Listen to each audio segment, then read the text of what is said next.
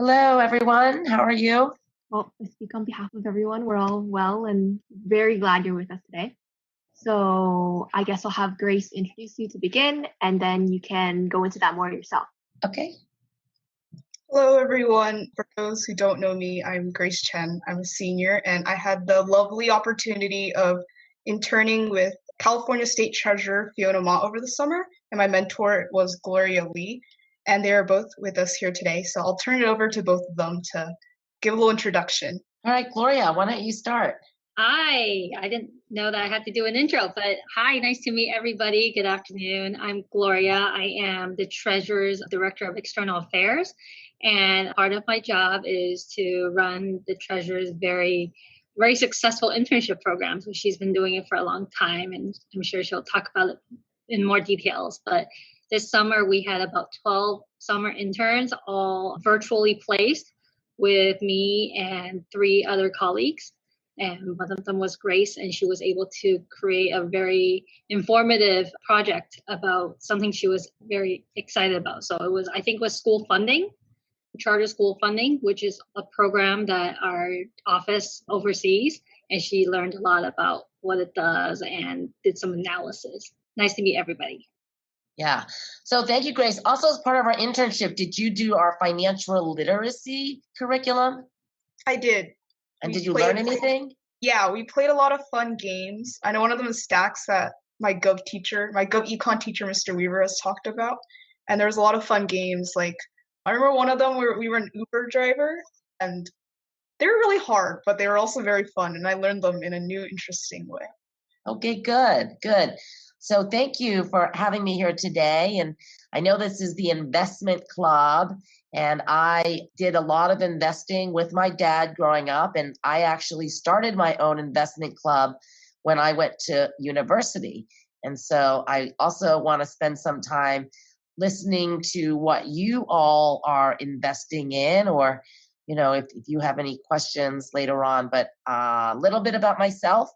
I am the oldest child of immigrant parents. My parents are both born in China, and in China, you don't get involved in politics. So growing up, my parents never encouraged me to run for student body council. I played the piano, the flute, and the drums. I played 4 sports in junior high and high school, but my parents always wanted us to be one of the lead professions, a lawyer, engineer, accountant, or a doctor. How many of you have parents like that? Show of hands, just raise your hand. So I know, all right. So, that's a lot of pressure, right? And sometimes you don't know what you want to be when you grow up. But my parents decided that I should be an accountant because I was good at math. And like the dutiful oldest daughter, I did pursue accounting in college. I went to the Rochester Institute of Technology in upstate New York. I was born and raised in New York. And my parents didn't want me to go too far for college. So I could get in a car for 5 hours and go to school, and they could visit me in theory because it was close enough. But they never came to visit me in 4 years. They dropped me off my first year. But what I loved about going to RIT is that it had a specific CPA track. So for those of you who know what you want to do already, I would encourage you to think about going to a school that best prepares you for what you want to do. So I was able to take my CPA exam in college, but the best part of it was that it required 2 paid internships. And I got my 2 paid internships with Ernst & Whinney in the Trust and Estate Department in New York City. And lo and behold, when I graduated, they actually offered me a job.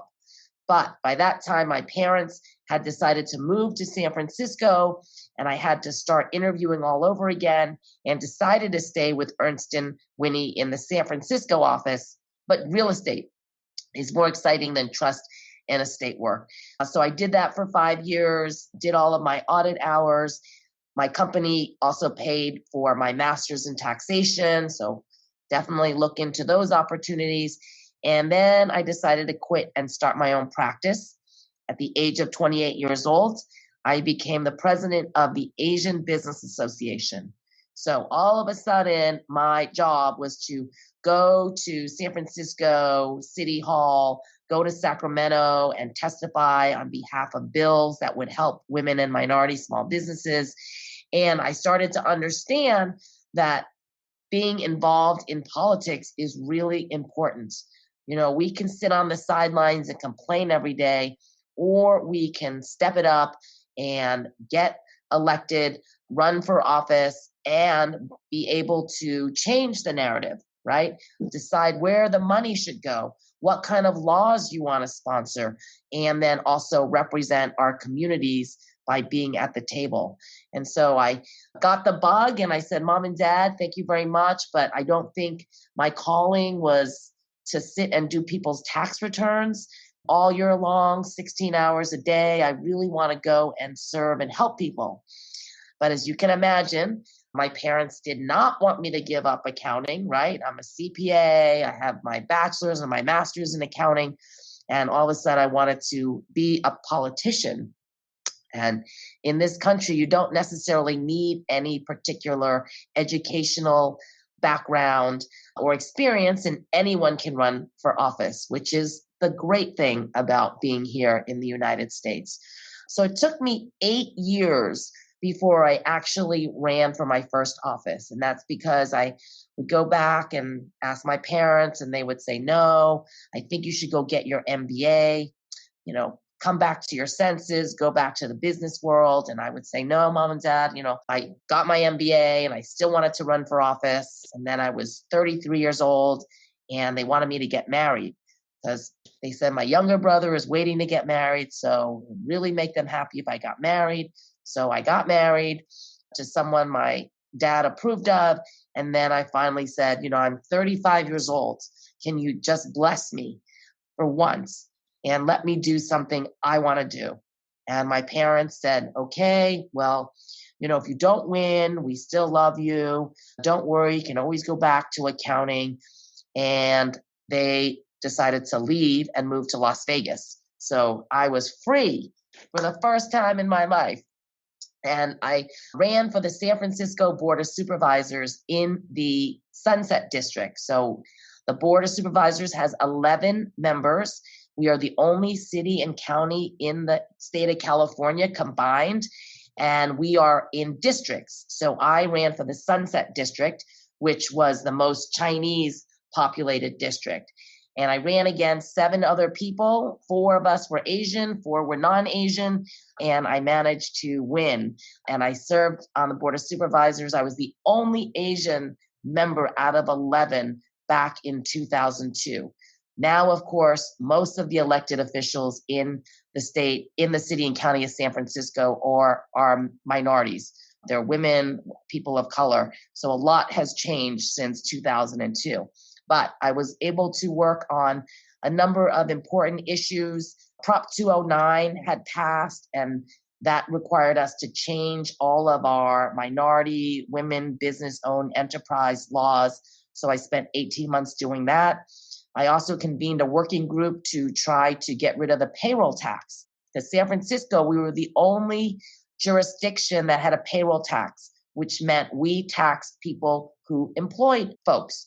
So if you notice, most of the biotech and high-tech companies for many years were in Emeryville, Berkeley, Oakland, South San Francisco, right? And there was a reason for that, is because no one wanted to come and locate in San Francisco because we taxed every employee. And when you're in biotech or high tech, you're not necessarily making money all the time, and to have to be assessed that payroll tax was really a barrier. And then later on, all of my work was later on passed by David Chu, then the board president of the San Francisco Board of Supervisors, and Mayor Ed Lee. And they signed that legislation called the Twitter tax. You probably may have remembered that.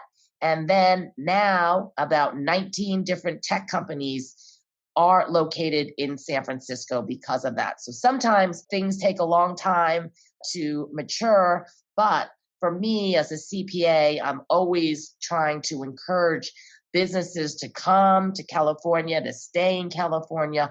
We need good paying jobs, because if you have a good paying job, you pay taxes, and making sure that everyone is doing well. People are paying their taxes, income taxes, they're paying their sales taxes. They're happy to be here in California. And that's the way we prosper and grow here in California. So I spent 4 years doing that. And then I had the opportunity to run for the state assembly. And I ran and won that position and was the majority whip for 4 years, and then the speaker pro tem for my last 2 years. So that means the deputy speaker, the number 2 in the legislature. I managed to pass 60 bills signed by 2 different governors under 3 different speakers, even during the Great Recession. So a lot of the bills that I passed were first in the nation bills that didn't cost money. So it can be done. Then I got termed out. And by this time, my parents moved back from Las Vegas. And I can tell you our whole story, but my mom had depression. She stopped taking her medication. My dad didn't know what to do. So I told him to come back to San Francisco, and we admitted her to UCSF. And after her 2-week program, I said, Mom and Dad, will, come live with me temporarily, while Mom recuperates. And my mom said, well, I don't ever want to move back to Las Vegas. So I told my dad, go to Las Vegas, sell your house, and come on back. And so he did. And then they moved all the boxes into my garage. And I thought it was going to be a temporary thing. But 15 years later, we still live together happily ever after. And for those of you, I know you're all living with your parents, and sometimes you think maybe it's a hassle, it's a pain, there's no privacy. But I can tell you as an adult, later on, I appreciate that there is food in the refrigerator, right? That the house is clean, that there is toner in my printer. I help pay the bills, but my dad physically pays the bills, and he takes care of our dogs. So appreciate your parents, okay? Especially during this time. I know you're all home and it's difficult, but we really have a lot to thank our parents. So my parents moved back, and my dad was like, why don't you go back and be an accountant, right? Be a partner, make money, because you don't make a lot of money in public service. And I said, well, no, Dad, I want to run for the State Board of Equalization. And he goes, well, what's that? And he looked it up, and it's a tax board. So my dad was like, okay, that's getting closer. So I ran for the tax board as your friendly tax collector. And I have to tell you, it was not a fun job. No one wants to talk to the tax collector. They only call you when they have a problem. And even then, they're embarrassed to tell you what their problem is. So I learned a lot about taxes and tax behavior, and the agency was not really well managed. There was no accountability, no transparency. And when I was the chair of the board, I called in 4 different audits to audit my agency, and the governor finally took over the agency. So now the agency is under the governor's control. Then I had an opportunity to run for state treasurer. I never thought I would be state treasurer, but things happen. It's like musical chairs in politics, right? Once the music stops, you hope you have a seat. Otherwise, I would be going back and doing tax returns probably again. So my good friend, John Chung, decided to run for governor, and that left his seat open, and he endorsed me to run, and I was able to win 2 years ago, and now I am the state treasurer of the 5th largest economy. And I have to tell you, my parents are finally happy and proud of me and not asking me to go back and be an accountant. So to all of you, sometimes things come full circle in life. Your parents may want you to do something and you're like, I don't know, it's not exciting, it's boring. But then I would not be the treasurer had my parents not really encouraged me and guided me and sometimes forced me to continue to do some of the things I've done. But I am probably the most qualified state treasurer this state has ever seen. As many of you, I know you're going to ask me about, being a woman and a woman of color in politics. It hasn't been easy. For women, there is always a double standard. The men are not asked questions when they want to run for office. Well, do you have time? Are you married? Do you have kids? Do you think you can do the job? Can you be a good mother and run for office and be in political office? Can you raise money? They never ask the men that. And so for women, we always have to go above and beyond and work harder and smarter. You're probably going to ask me about being Asian. In the state of California, we have come a long way, right? 20 years ago, there were no Asians elected to statewide office, no people of color. And now when you look at the 8 constitutional officers, Gavin Newsom is Caucasian. Lenny Quinolakis, the lieutenant governor, she is the first woman elected lieutenant governor in California's history. Can you believe that? That is since 1849, the first woman elected lieutenant governor. And she is the daughter of Greek immigrants. Then we have Betty Yee, the controller. She's Chinese, first daughter of immigrant parents. Myself, first child of immigrant parents. We have Tony Thurman, superintendent of public instruction, African American. His parents were also born, I think, in the Dominican Republic. We have Ricardo Lara, who is also the first son of immigrant parents. His parents actually were not even legal citizens, so they were undocumented, both of them, and he is now our insurance commissioner. We have our Secretary of State, Alex Padilla. I'm not sure if he's a son of immigrants, but he probably is. And that's what our leadership looks like in the state of California. So a lot has changed. And I think voters understand and, trust that we in public office really are committed to doing a good job, to working hard, and to really representing, all of our communities with distinction here in the state of California. So for those of you who want to come and intern, Gloria, who you met, you can email Gloria, and we are still taking virtual interns all year long. And then for those of you who may someday want to run for office, I can mentor you. I can help guide you and give you tips on what you should or shouldn't do. And then eventually, hopefully one day you will run for office and maybe be talking to, the next class at Amador Valley High School. So I just want to turn it over to all of you. Thank you, Mr. Weaver, for having me here today, and I'm available for any questions you may have. Thank you for that really great introduction, because it went really into depth on your background, of course, which is really important. And it totally answered those 2 questions about the minority, about how your path wasn't obviously straight. You started off accounting, finance. You went more into politics, the assembly, and then you went into the Board of Equalization and all of those different things that led you up to where you are today. It's pretty indicative of the fact that change times. There's not just one path that you go towards. I think we have a mixed bag in here. I know personally, I don't think I'll go into finance, and I did join this club because my mom forced me freshman year. See? She forced me. I know she probably, or not she, other people's parents probably want them to join clubs like this because they're very informative. But we also hope to make people, informed, but also have fun while doing it. And I think your career just showed them that there's so much more than just one career path when you go into investing in finance. Yep. And I would say having a background in finance or accounting or law is very important if you're going to go into the business world. You have to, in my opinion, you have to watch the money.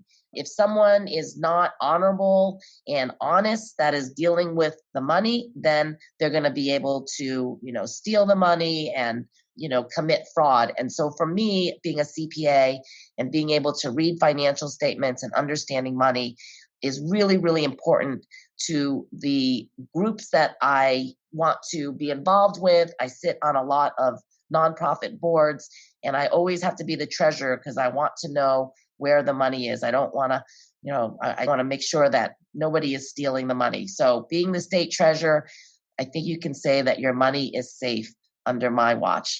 Okay, let's continue with the questions. So I think the background was covered pretty well. So let's go into Christina's question. Christina, would you like to ask yours? Sure, yeah. So I was just wondering how you use your role as state treasurer to fight for what you believe in. Yes, thank you. So, initially I started out as an aide to Senator John Burton. And as a constituent aide, basically, whenever someone calls our office and it's in your jurisdiction, then you handle it. So back then, I think he hired me because I have an accounting background. So I dealt with all the questions involving the Franchise Tax Board, the EDD, the IRS, DMV. So all of the fun issues probably that no one else wanted to do. But to me, they were fun and they were easy, and I learned a lot. And I really liked helping people, right? When you help people and they are so thankful for your assistance, it really does make you feel good. So when I went on the Board of Supervisors, I still wanted to serve the community. And so I was able to use my position to move bus stops. For example, the bus, one of our high schools, the bus would stop 2 blocks down. And a lot of the kids, when they were walking to school, sometimes got mugged. And it didn't make sense to me why the bus wouldn't stop in front of the school for safety reasons. So I was able, because of my position, able to make our San Francisco Muni move the bus stop to in front of the school so that the kids could be safe when they went to school. I was able to put more garbage cans. I was able to, clean the beach and the neighborhoods because I would work with my Department of Public Works.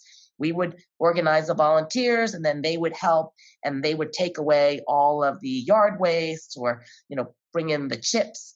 And so a lot of the times when you are in these positions, you can use your position to help the community. And now as state treasurer, I have a lot of programs under my control. I chair 16 different boards and commissions that provides loans and grants and bonds.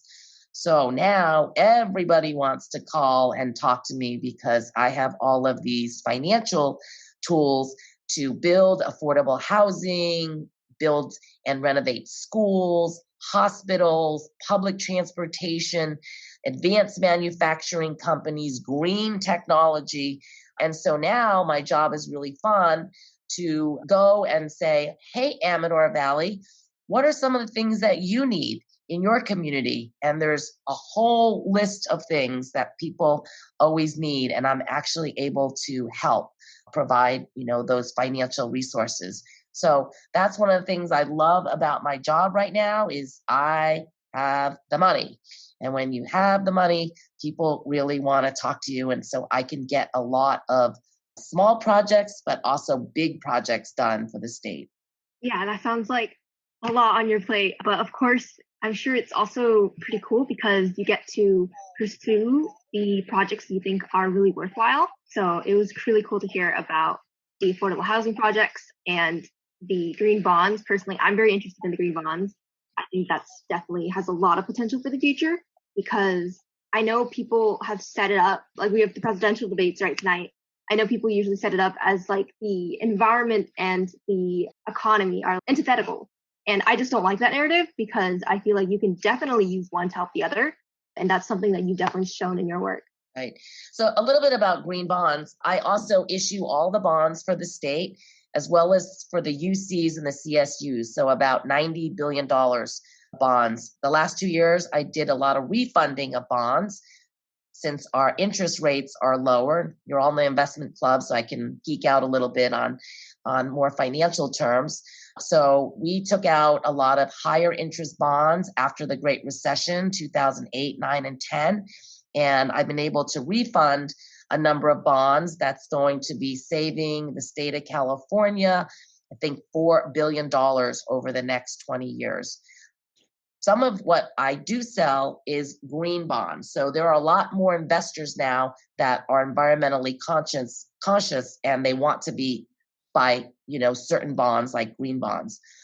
But one thing I found out when I got this job, as I'm signing, okay, you got to sign, this is the green bond, project. I said, what is the definition of a green bond? And my deputy looked at me and he goes, well, that's a good question. Right now, if it smells like green and it quacks like green, well, we call it green. But we are in the process of creating standards that an investor can follow if they are investing in a green bond. So hopefully we will have those out next year. We were supposed to unveil them this fall, but because of COVID now, we haven't been able to meet with the Green Bond Standards Committee, and so that project has been delayed. But hopefully by either next spring or next fall, when I present to you, Cassandra, please buy this green bond, I will be able to tell you why we call it a green bond. Well, I look forward to that. Moving on to the next question, I think for Bhavik, basically answer that. Well, do you want to answer or ask yours? Sure. What steps have you taken towards helping healthcare facilities and healthcare workers address COVID? And especially interested about the COVID-19 Emergency Help Loan Program. Yeah, so one of my boards is called the California Health Facilities Financing Authority. And we administer all of the children's bonds. So the voters over the many years have passed bonds that would help build and renovate many of the children's hospitals in the state. So there's about 13 freestanding children's hospitals. So I administer those grant monies.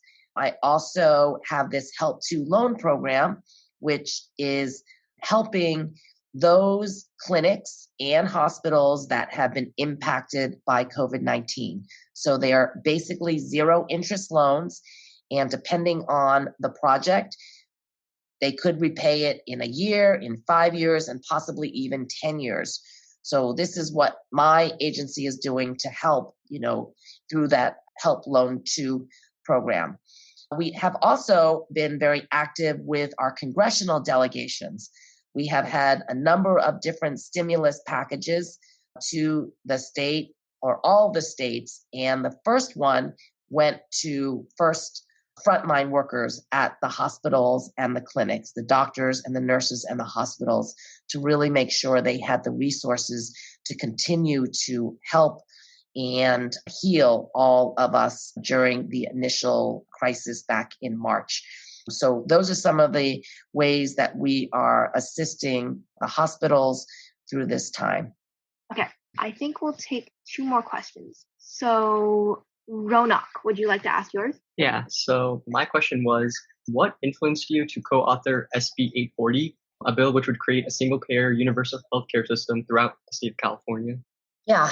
So, as I mentioned, my mom had depression pretty much most of her life, and having access to affordable health care was something that we always struggled with. So when you don't have adequate insurance and, you get admitted to the hospital, sometimes there's a lot of extra bills. Sometimes you can afford to pay them and sometimes you can't. So that's one. I was born with a pre-existing condition, hepatitis B, and sometimes insurance companies don't want to insure people with pre-existing health issues. So that's why I'm very active in the health, issues, making sure everyone has access to quality, affordable health insurance, I think is first and foremost in people's minds, because you never know when you're going to come down with a illness or you're going to have an accident. And if you don't have adequate health insurance, well, that could mean you could go bankrupt, you could be broke, and you could be on the street someday. And if you ask your parents, what are they concerned about most? They're probably going to say all of you and, your well-being. But then if you dig down, they're going to say healthcare, right? Making sure that if something happens, that they are going to be able to afford the hospital care, the doctor's care, the aftercare as well. Okay, and to wrap it up, Gordon, would you like to ask the final question about the internship? Absolutely. So, Treasurer Ma, before you were talking about your internship, the Ma Squad, which is somewhat like the perfect internship for someone who's interested in both politics and in finance. Can you tell us more about the opportunities that come with the Ma Squad and why it's so important for younger students to get involved in politics? Yeah. So, like I mentioned, growing up, my parents never encouraged me to get involved in politics or run for student council.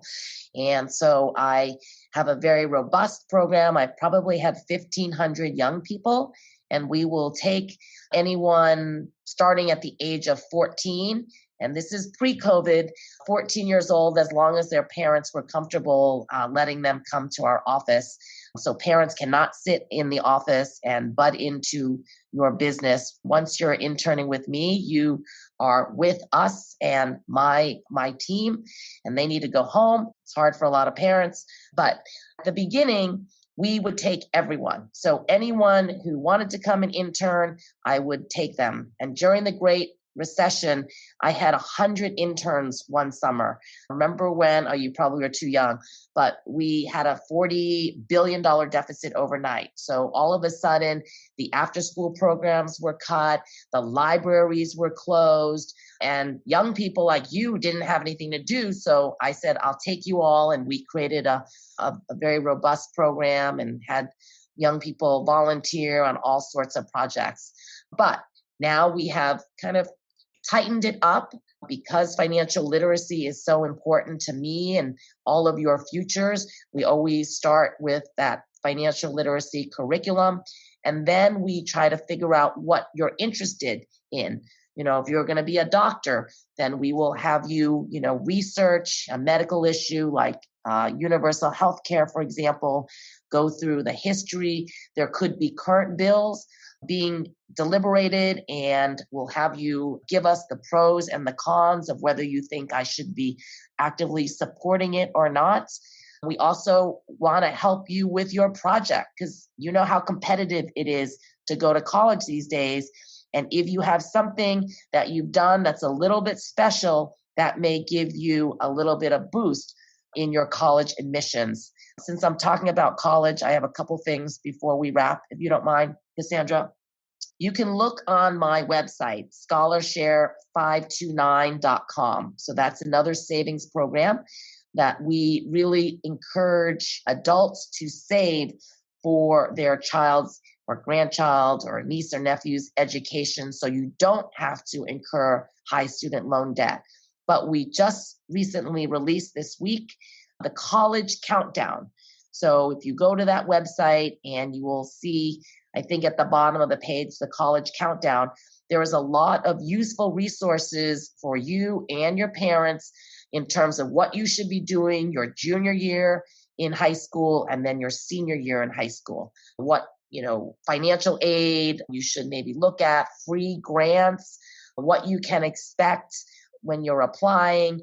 And even we have a parent council, 7 parents that can answer your parents' questions or your questions, for example, before you embark on this process. So College Countdown is on my website. I encourage you to share it with your parents so that they can start thinking about what you all need to be prepared for when you go to college.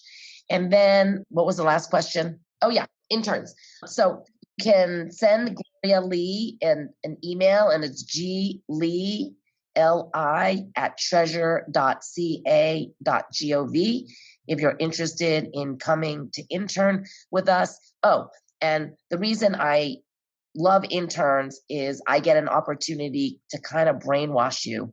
Your parents don't want you to go into politics, but I really want you to go into politics or think about it because I do think it's an honorable profession. I think you can make a difference. It's not an easy profession, as you are seeing at the federal level. And when you're watching the debates, it's not always, rosy and fun and complimentary. And so that is also difficult, but I can help get you through that. So I encourage you to come and be part of my Ma Squad. There's always opportunities, even if you can't take the time, maybe, the whole summer, even if you have a weekend or vacation hours, you can email us and say, hey, is there anything happening that I can participate in? This is what I do all the time. I don't take vacation well. So on the weekends before, I'm always volunteering different events, showing up at events, and I always love to have young people tag along and be my staffers, so to speak, because I like to take pictures for social media. And so there's a lot of things that you can be helping me with if you spend some time with me or my office. Hey, thank you so much for all the resources. And as someone, a senior going off to college, yes, we have definitely been looking into the FAFSA, the CSS, checking back in on the 529, doing all the steps that's we actually just talked about in this club a week ago, I think, with college financing. But yeah, the more information, the better. So we will definitely send out those resources in email to all the club members. And we just want to thank you so much for giving us some of your time today to come speak about your career path, your background, challenges, passions, the future. Thank you. And I look forward to meeting you in person when we conquer this COVID-19 pandemic. Thank you. Stay safe, everyone. Talk to you soon.